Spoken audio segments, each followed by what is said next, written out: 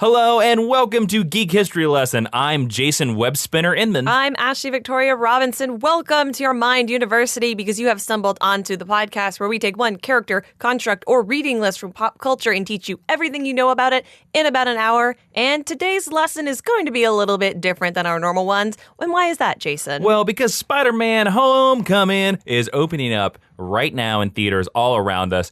And instead of, we've already done a Spider-Man Geek History Lesson. We've done two. We did. It was a two-parter. It Yes. was way back in the day. They're really great episodes. Go scroll down the archives and go listen to them. But so we decided that instead of just doing another history of a Spider-Man character, we thought that people might be walking out this week out of Spider-Man Homecoming and being like, I really want to read a good Spider-Man story. Mm-hmm. So you and I came up with what our top 5 Spider-Man lists are. Now, fair point right now, these are best in our opinion. This is not best in... It's on an objective list. Exactly. It's best for Ashley, best for me. These are stories that we really like, but I also think that we put a little bit of what we think would be a good storyline for somebody that's never read a Spider-Man storyline.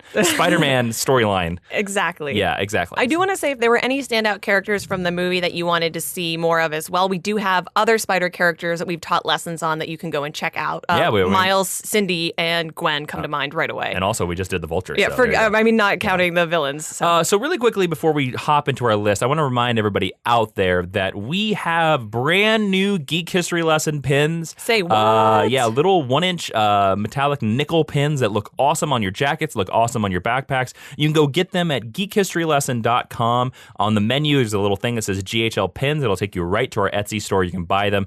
They're only $15. Very fair price, I think. Yes. We'll also have some of them at San Diego Comic-Con with us in the future, but there are only 50 of them. So if you want one of these Geek History Lesson pins, I would go to the site and get them. And then wear it to San Diego Comic-Con and we'll all take pictures together. That's right. So also you can invite and identify other members of the Mind University Pantheon. I cannot talk today. I don't know what's up. Of our graduating class. You're doing fine. Okay, so fair point right now, there will also be spoilers on all these books.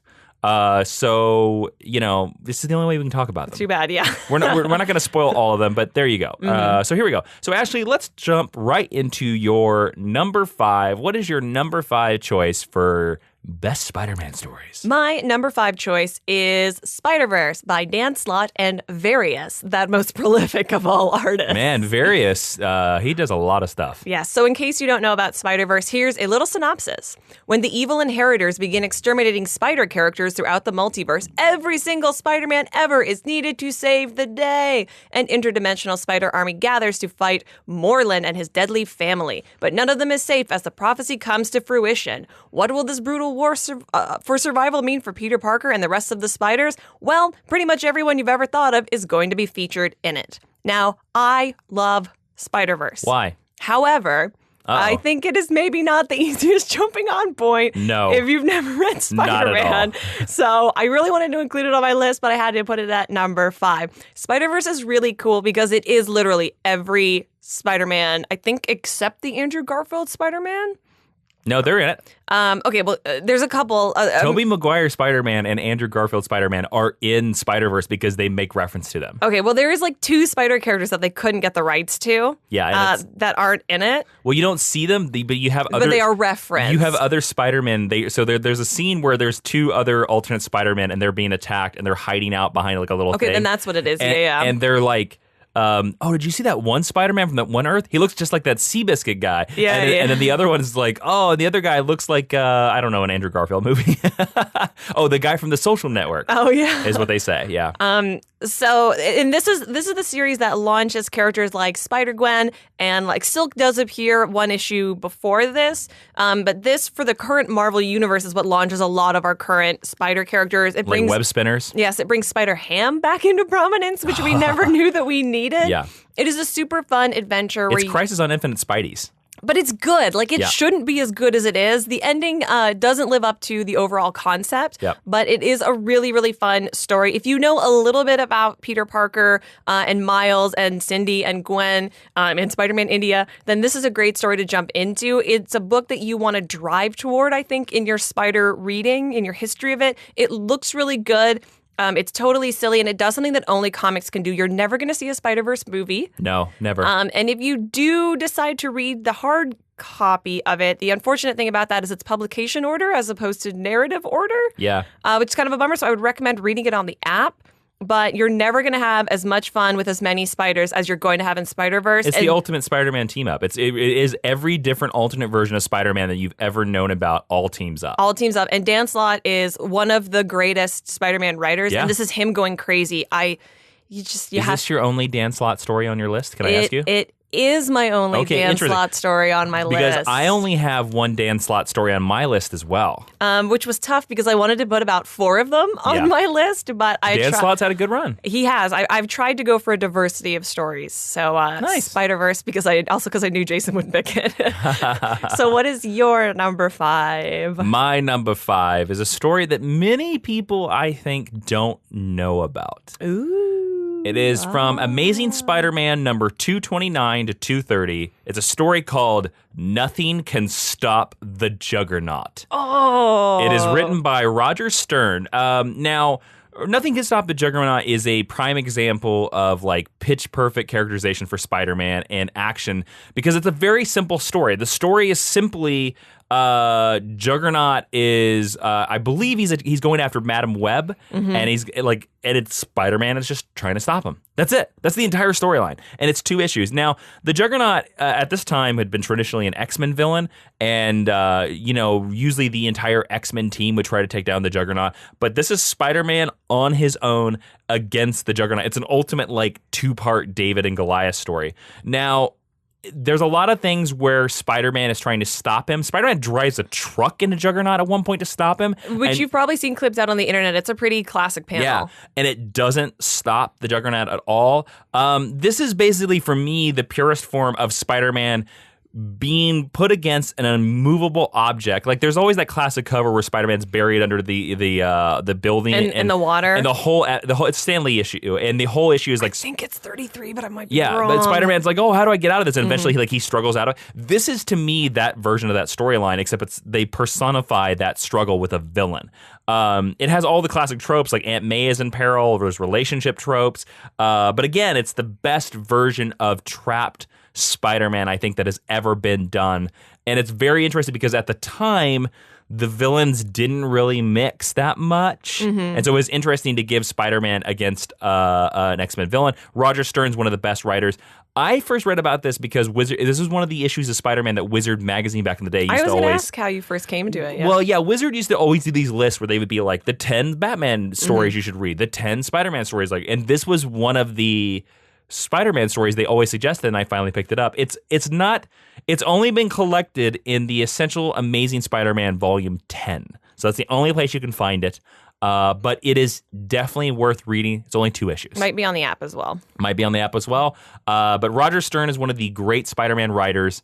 He had to be on this list. Nice. That's my number 4. Nothing Can Stop the Juggernaut. Dun, dun, dun. Ashley, what is your number 4? My number 4 is Spider-Man Blue by Jeff Loeb and Tim Sale. And if you're familiar with this podcast or you're familiar with me, there was no way I couldn't put Jeff Loeb and Tim Sale on my list. That's right. I knew you were going to pick this one somewhere. Yes. I actually thought this might be your number 1. We'll talk about that in a minute. Okay. So here's kind of what happens in Spider-Man Blue. It's about remembering someone so important to me, I was going to spend the rest of my life with her. What Peter Parker didn't know was that meant Gwen Stacy would only get to spend the rest of her life with him. This is the story of how they fell in love, or more appropriately, how they didn't fall in love. No. And this was during the time when they were doing their whole Marvel color scheme. Yeah. There's Hulk Gray, there's Daredevil Yellow, which is also really... Daredevil Yellow is a very similar story to Spider-Man Blue. Daredevil Yellow, I think, is their best one. I do too, but Spider-Man Blue is one of my favorite Spider-Man stories. And there's the Captain America White, that we don't ever talk about. We don't. No, it doesn't exist. Not least of all it's the cover of issue 2 or 3 where it's Gwen's just yellow hair. Yeah. And what I like about Spider-Man Blue is it is Peter Parker going up to his attic, going through his stuff, and he finds a bunch of memorabilia. It's a flashback tale, which is interesting, yeah. And it really shows the importance of Gwen Stacy. I've always really liked Gwen Stacy, but until she was brought basically to be Spider-Gwen, there wasn't a lot to her. She was very much a sacrificial lamb. And Spider-Man Blue explains how her loss affected everybody around them, because it's not only Peter who loved her, like Mary Jane loves her like a sister. Harry's in love with her, and how she was the glue that bonded their friendship together, and how her death, in addition to Peter being Spider-Man, is what drove these people apart and then drove Peter and Mary Jane closer together. In the end of the story, spoiler for a book that's like 15, 20 years old, is Mary Jane comes up and she sees what Peter's doing and she says, "Oh, I miss her too," or "Don't worry about it, I think about her all the time." Like, she is empathetic to the way that Peter is feeling. She's not jealous that he's gone back to reminisce about Gwen. And I really like that this story explores the emotional complexity of a character like Peter Parker, who is very often relegated to just being sort of angsty, nerdy teenager guy.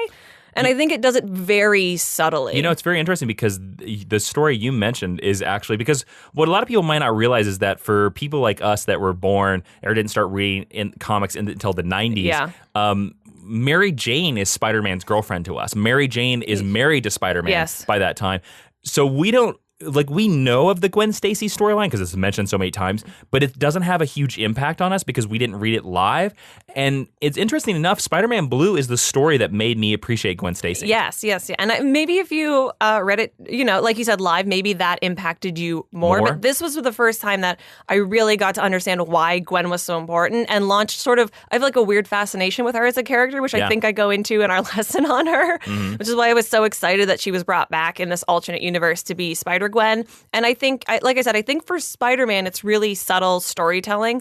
I first read this when I was my first stint working at a comic book store, because I'd never read any of like the Marvel color line. And I really liked Loeb and Sale on DC, and it was cool to see them do their thing in Marvel. And blue is not just the cover. It's like Spider-Man Blue is kind of the theme of the book. And I think that that's really neat as well. There's even an issue where they're listening to like blues music, which you might think hits you over the head a little bit. Little on the nose. But I liked it. Okay, sure. So if you don't understand why Gwen Stacy is great and why she matters to all of the Spider-Man characters that you love, and that Peter can have some emotional depth, this is a great story to pick up. And it's a one shot. It's a single volume. Yeah. So you buy one book and then it's one and done. It's a great intro to this world. Tim Sale draws a really cool Green Goblin, and a really cool Spider-Man. Yeah, he draws villains kind of better than anyone else. He should get us. I mean, he wouldn't do it now because he doesn't do regular comics anymore. But he would have been a great like regular Spider-Man artist. Yes, I think he would have been a great like Goblin arc as well.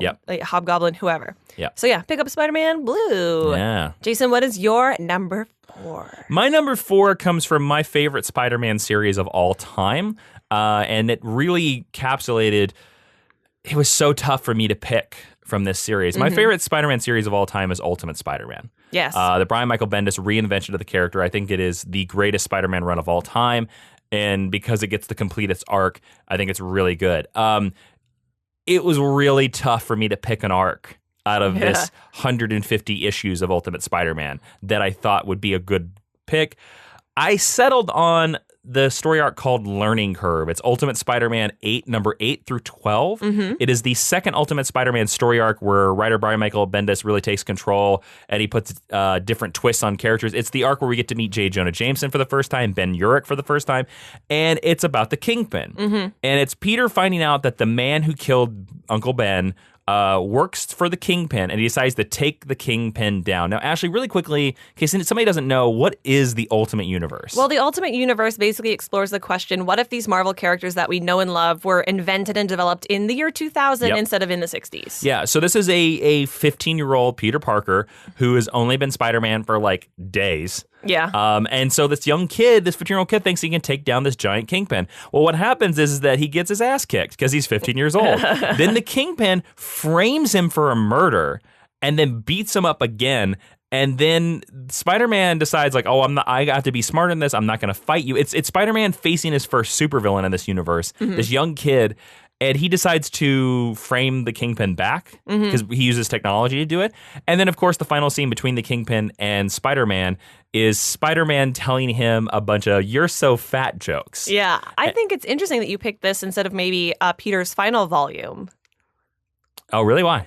Just because I think that that's what the Ultimate Peter Parker is most remembered for. Well, I think that this, to me... It's your opinion. It's not wrong. This, to me, is... the like a Spider-Man learning how to be Spider-Man storyline and realizing that like, oh, the world is bigger than him, which is something that I think most teenagers go through, which is why I think it's a very amazing arc. And again, it's full of really funny jokes. Like when he gets his butt kicked by the Kingpin, he gets thrown off a skyscraper. So of course Peter like grabs the side of a building and he stops and he's unmasked because the Kingpin unmasks him. And they're like, oh, as a He's kid. unmasked a lot in Ultimate Spider-Man. He is, but they do this thing because he's like a high school student. Nobody knows who he is. Yeah. You know, and so nobody publishes the picture. That's kind of how they get around it. Because they mostly like they unmask him, and then like, all the villains are like, "Oh, he's a kid." Yeah. Or a couple of the villains in this arc even go like, "I think he's the same age as my son." Which is not incorrect. Yes, which makes some interesting things. But there's a joke where he slides down the side of a building. He stops on this giant glass, and he sees into this giant dinner party. So it's 3 panels. The first one, he's like, and he stops. The second panel is the whole dinner party looks at him, and then the third panel is he falls. Yeah. But it also sets up the thing where in Ultimate Spider-Man, he does this thing like where he has these inner monologues where he's like, oh, I suck. I'm a terrible superhero. I suck. Yeah. You know, again, Ultimate Spider-Man is my favorite Spider-Man series. I thought this one was a good idea because I think especially if you're walking out of Spider-Man Homecoming, I think this would be a great arc for you to pick up because you just be like, oh yeah, he's like young and like doesn't know how to do stuff just like Spider-Man in Homecoming.